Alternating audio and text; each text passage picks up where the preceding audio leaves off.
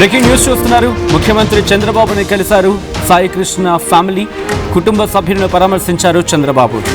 సాయి కుటుంబానికి ప్రభుత్వం అండగా ఉంటుందని హామీ ఇచ్చారు ఆయన. సాయి కృష్ణ అదృశ్యంపై ఉన్నత స్థాయి దర్యాప్తు జరుగుతున్నట్టు చెప్పుకొచ్చారు. ఇప్పటికే సిఐను సస్పెండ్ చేసింది ప్రభుత్వం. చట్ట ప్రకారం కఠిన చర్యలు ఉంటాయని ముఖ్యమంత్రి చెప్పుకొచ్చారు. ఏసీపీ దైవప్రసాద్కు సాయి కేసు విచారణ బాధ్యతను అప్పగించింది ప్రభుత్వం. సాయి కృష్ణ తల్లి వాంగ్మూలం రికార్డ్ చేశారు పోలీసులు. కృష్ణలంక పిఎస్లో ఆధారాల సేకరణపై దృష్టి సారించింది ఇప్పుడు పోలీసు వ్యవస్థ, ఇన్ఫ్యాక్ట్ పోలీసులు, ఉన్నత అధికారులు కూడా. నిన్న సాయి కృష్ణ కుటుంబీకులను పరామర్శించారు వైసీపీ అధినేత జగన్. ఈ క్రమంలో ఈ అంశానికి సంబంధించి కీలకమైన పరిణామాలు చోటు చేసుకుంటూ ఉన్నాయి. Back to back interesting development చోటు చేసుకుంటూ ఉన్నాయి. ఈ నేపథ్యంలో సాయి కృష్ణ ఫ్యామిలీ ఇటు ముఖ్యమంత్రి చంద్రబాబుని కలిసింది. కుటుంబ సభ్యులను పరామర్శించడం జరిగింది. ముఖ్యమంత్రి సాయి కుటుంబానికి ప్రభుత్వం అండగా ఉంటుందంటూ కూడా ఆయన హామీ ఇచ్చారు. సాయి కృష్ణ అదృశ్యంపై ఉన్నత స్థాయి దర్యాప్తు జరుగుతున్నట్టు చెప్పుకొచ్చారు.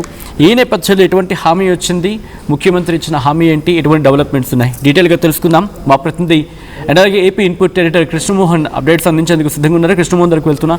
కృష్ణమోహన్, ఇటు ముఖ్యమంత్రి చంద్రబాబుని సాయి కృష్ణ కుటుంబం కలిసింది, ఎటువంటి కాన్వర్సేషన్ జరిగింది, ఎటువంటి హామీ వచ్చింది ముఖ్యమంత్రి నుంచి?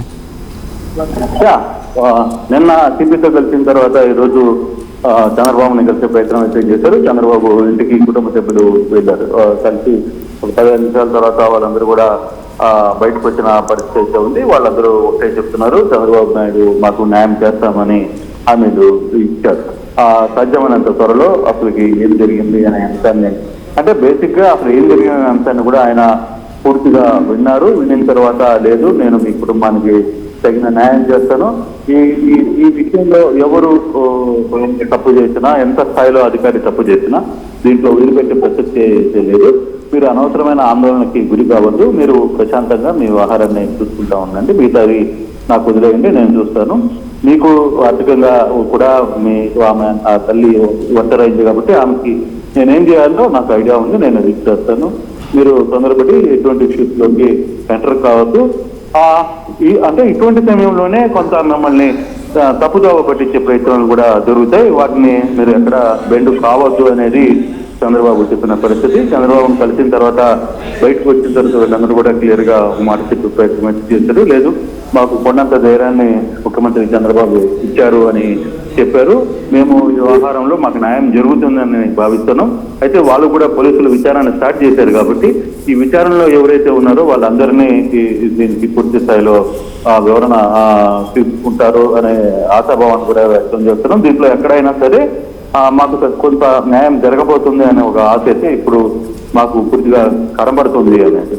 అదే ఇటీవల కాలంలో మన వర్ష పరిణామాలు చూసిన తర్వాత జగన్మోహన్ రెడ్డి నిన్న వచ్చిన తర్వాత జగన్మోహన్ రెడ్డి రావడం, జగన్మోహన్ రెడ్డి తర్వాత ఈ వెంటనే మరుసటి రోజు ఉదయాన్నే పోలీసులు కేసులు నమోదు చేయడం, ఇవన్నీ కూడా చక్కగా జరిగిపోయాయి. అయితే కొంత డ్యామేజ్ జరిగిన దాన్ని ఓవర్కమ్ చేసే ప్రయత్నం అయితే కుటుంబ ప్రభుత్వం క్లియర్ గా చేసింది. డిస్మిస్ చేసింది, తర్వాత సస్పెన్షన్ చేసింది, తర్వాత ఎఫ్ఐఆర్ కేసు కట్టింది. ఇవన్నీ కూడా వాళ్ళకి కూడా బాధ్యత, కుటుంబాలకి కూడా కొంత ఊరటిచ్చే అంశాలు. కాబట్టి ఇక్కడ ఈ వ్యవహారంలో కొంత పాజిటివ్నెస్ కనపడుతుంది వాళ్ళకి. మేము పడ్డ బాధ, మేము పడ్డ మనోవేదన, వీటన్నిటిని కూడా కొంత క్లియర్ చేసుకునే ప్రయత్నం చేశాం. కాబట్టి వ్యవహారంలో మాకు కొంచెం ఏం జరుగుతుంది, ఏదైనా సరే మాకు కొంత న్యాయం జరిగే పరిస్థితి ఉంది. మేము ఏదైతే ఎక్స్ప్లెయిన్ చేశామో, మేము ఏదైతే వివరణ ఇచ్చామో వాటి మీద పూర్తి స్థాయిలో కూడా ఒక చర్చ జరిగే అవకాశం ఉంది అనేది వాళ్ళు ఆశాభావం వ్యక్తం చేస్తున్న పరిస్థితి.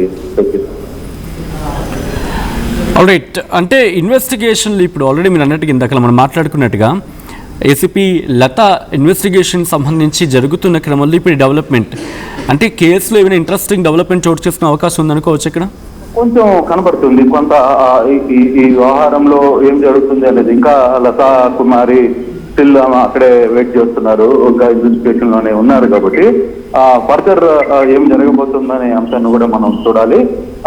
సాధ్యమైనంత వరకు ఈ వ్యవహారంలో పోలీసులు అసలు దీని కథ కమానిస్తూ వెనకాల ఏం జరిగింది, ముందు ఏం జరిగింది, దీని బ్యాక్ ఎండ్ లో ఏదైనా వేరే కొత్త రియల్ ఎస్టేట్ వ్యవహారం ఉందని కూడా ఒక సమాచారం వస్తుంది. కాబట్టి ఇటువంటి వాటిని కొంత క్లోజ్ చేయాలి అనే చర్చ కూడా వాళ్ళు వస్తున్నారు. బట్ చూడాలి, పూర్తిగా ఇది ఈ రోజు క్లోజ్ అయ్యే అంశం అయితే కాదు సత్యన్.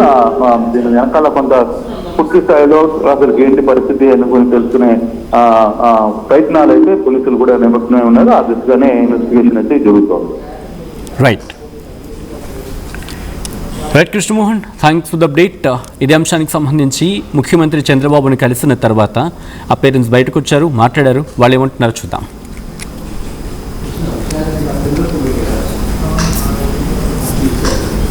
చంద్రబాబు గారిని కలవాలనుకున్నాను, సీఎం గారిని కలిశాను. నాకు తగ్గ న్యాయం చేశారు ఆయన. నా బిడ్డ కేసులో నాకు సాయం చేస్తానన్నారు. నాకు తగ్గ న్యాయం చేశారు. నేను అదే చాలు అనుకుంటున్నా. నా పిల్లోడి గురించి నాకు న్యాయం చేశారు. నీకు న్యాయం చేస్తానమ్మా అన్నారు. నాకు న్యాయం చేశారు అయ్యి. అది మా బాబు కేసులో నాకు సాయం చేస్తానమ్మా. నీకు ఏ సాయం కావాలన్నా నేను చేస్తానమ్మా, నా దగ్గరికి రా నువ్వు అని చెప్పి నాకు భరోసా ఇచ్చారు అయ్యా. నాకు అది చాలు. నేను ఇందాక 2 రోజుల నుంచి నేను కలవాలనుకుంటున్నా. ఈరోజు విజయలక్ష్మి గారి తమ్ముడిని మేము ఈరోజు అందరం కలిసి చంద్రబాబు గారిని కలవడం జరిగింది.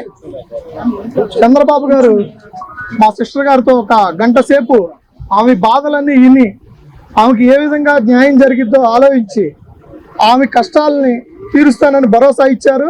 అంతేకాకుండా ఆమె ఎవరైతే అన్యాయం చేశారో వాళ్ళ మీద క్రిమినల్ కేసు కట్టి, వాళ్ళ 302 కేసు కట్టి వాళ్ళని సబ్జైలు కూడా వేస్తానని హామీ ఇచ్చారు. ఆల్రెడీ అలాగే కేసు కూడా కడతం జరిగింది. చంద్రబాబు గారు లాంటి నాయకుడు ఆ తల్లి బాధ విన్న తర్వాత ఆ తల్లి బాధలు తీర్చడానికి ఆయన ఇచ్చిన భరోసా అంతకన్నా ఆ తల్లికి ఇంకేం అవసరం లేదని మా మనసుకు అనిపించిందండి. మాకు అంతకు మించిన ఆయన ఇచ్చిన భరోసాను మించిన మాకు ఇంకా ఏ కోరికలు లేవు. మా బాధలన్నీ ఆయనతో చెప్పుకున్నాం. ఇలాంటిది ఇంకా ఏ ప్రజలకి ఎవరికి లేని వాళ్ళకి జరగకూడదని కూడా ఆయనకు విజ్ఞప్తి చేశాము. ఇది రాజకీయపరమైన హత్యలు కాదండి, ఏదో ఒక స్టేషన్లో జరిగిన ఇన్సిడెంట్ గానే మేము చూస్తున్నాం. అది కూడా పోలీసు వాళ్ళు ఎంక్వైరీ చేస్తున్నారు. ఆ ఎంక్వైరీలో ఏం తేలిద్ది అనేది తెలుసుకొని చంద్రబాబు గారు ఒక సిట్ కమిషన్ వేశారు. ఆ అధికారి గారు అన్ని విషయాలు వెల్లడించి ఆ తల్లికి న్యాయం చేస్తారని చెప్పారు. అంటే ఎవరిదో ఒక ఫోటో తీసుకొచ్చి చనిపోయింది ఈ వ్యక్తి అని చెప్పి వేరే ఫోటోలు చూపి అది మొత్తం ఇన్వెస్టిగేషన్ జరుగుతుందండి. వాళ్ళు మొత్తం వెల్లడిస్తారు. మీరు ఏ విధమైన న్యాయం కావాలనుకుంటున్నారు?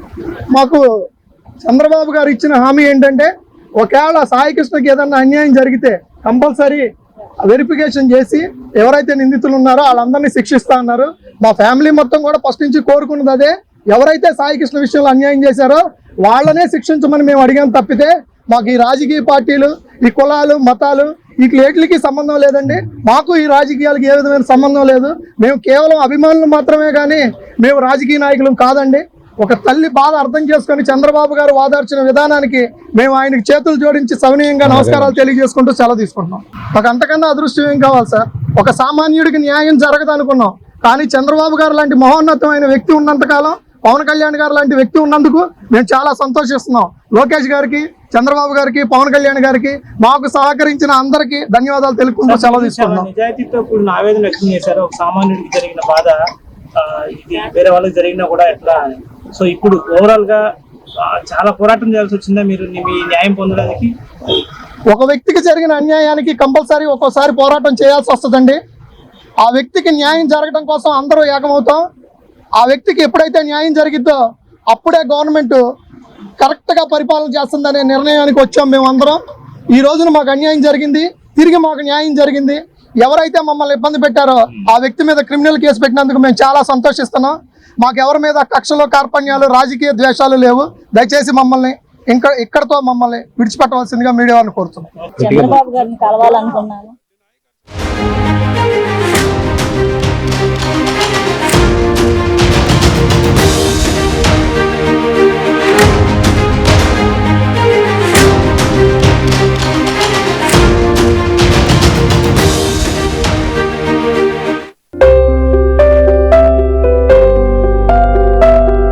చిన్న చిన్న ఆనందాలు 35 ఏళ్లుగా నా జీవితంలో లేవు. 35 ఏళ్లుగా నేను డైపర్లలో బ్రతికాను. 6 సెంటీమీటర్ల ఫిస్టులా నా మూత్రాశయంలో లీకు కారణమైంది. ఎవరూ నాకు సహాయం చేయలేకపోయారు.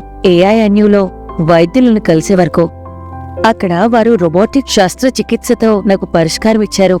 వారు నా ఆత్మవిశ్వాసాన్ని కూడా తిరిగిచ్చారు. Precision care makes it possible. The Center for Robotic Surgery at AINU